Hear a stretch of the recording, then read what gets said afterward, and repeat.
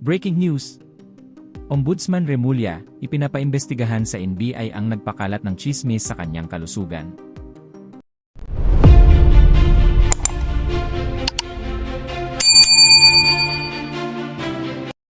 Ipinag-utos ni Boying Remulla sa National Bureau of Investigation na imbestigahan ang anyay orchestrated campaign na nagpapakalat ng maling impormasyon tungkol sa kanyang kalusugan.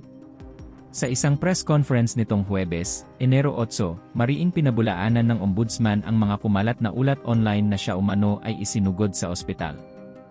Giit ni Remulla, maayos ang kanyang kondisyon, at malinaw na may masamang intensyon ang nasa likod ng mga balitang ito.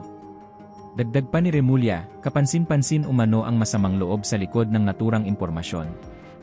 Sir, your health, alam ko na pamilya, pero kamusta po yung I think I'm okay. I work out every day. I sleep early. I wake up early. So, well, syempre, ano yan eh. Idle minds are devil's workshop. Yun yun eh. Pati magagawa kasi naghahanap sila ng i-istorya eh. Tingin ko naman okay naman. your message, sir, sa mga nagpapakalat na yun? Ganyan, pinapaimbestigahan ko yan. Oo, pinapaimbestigahan ko yan. Kasi, we've reached the limit of cyber libel already. Tignan natin kung saan pupunta. Pinaimbestigahan ko yan. I'm asking the NBI to look into these allegations and this scuttlebutt kung saan nagmula sa social media. So we will know. And sometime, you really have to extract justice from people. Hindi mo talaga pwedeng pabayaan na lang.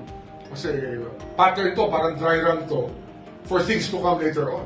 Kung ginagawa nila ito ngayon, gagawin pa nila namin yan pag hindi yan sa mata. Pag ginagawa nila. Okay? Sir, yung mga ganito mong reports on your health and yung nag-a-announce ng filing. Lumabas na nga ako eh. I came out on my radio program last Saturday. Sunday, meron naman, tuloy na naman eh. Talaga makikita mo yung bad faith. There's really an orchestrated campaign. I don't know for what purpose, pero tingin ko, it's part of the propaganda machine of some political quarters. Diba?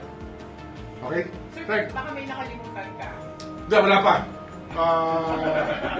Next week naman, magkaka-briefing ulit tayo. And I think that we will do this at least once a week. Mag-uusap-usap tayo at least once a week. So I'll be here again next week for you guys. Ombudsman, does it have something to do sa pag-delete nyo sa investigation sa platform po nito, mga paninira na ganyan? Natural yun eh. Tsaka marami talaga nag-wishful thinking eh. Akala nila, maaawat ang justisya pag nawala ako eh. Hindi naman ganun yun eh. Proseso to na nagsimula na eh. Diba? Nagsimula na yung proseso. Para mong tinitigil ang tren na umaandar eh. Pwede mo ba, hindi pasagasa ka sa tren. Diba? Pero hindi mo pwede awatin ang tren pag umaandar na. Diba? O, sige, salamat ha. Salamat.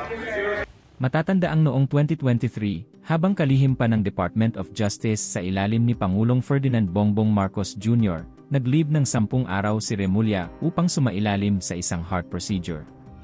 Makalipas ang 1 taon, muli siyang nawala sa publiko sa loob ng 4 na buwan, na kalaunan ay inamin niyang dulot ng kanyang gamutan matapos ma-diagnose ng leukemia, isang uri ng blood cancer.